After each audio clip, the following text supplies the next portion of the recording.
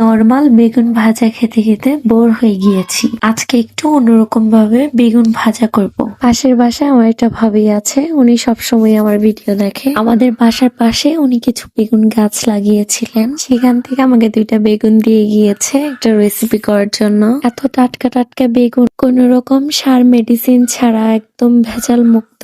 বাজারে যেগুলো কিনতে পাওয়া যায় সেগুলো তো ফ্রেশ হয় না, তাই ভাবলাম ফ্রিজে না রেখে বেগুন ভাজা করে ফেলি। প্রথমে বেগুনটা পরিষ্কার করে ধুয়ে কেটে নিয়েছি। এখন দিচ্ছি সামান্য পরিমাণে হলুদ, লবণ আর বেসন। অল্প একটু মরিচের গুঁড়ো দিয়েছিলাম। এখন সামান্য পানি দিয়ে হাত দিয়ে মাখিয়ে নিচ্ছি। এখন তেলের মধ্যে দিয়ে ভেজে নিব।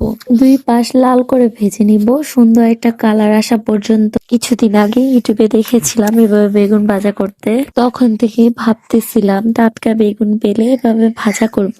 এই বেগুন ভাজাটা শুধুও খাওয়া যায়, আবার চাইলে ভাত দিয়েও খাওয়া যায়।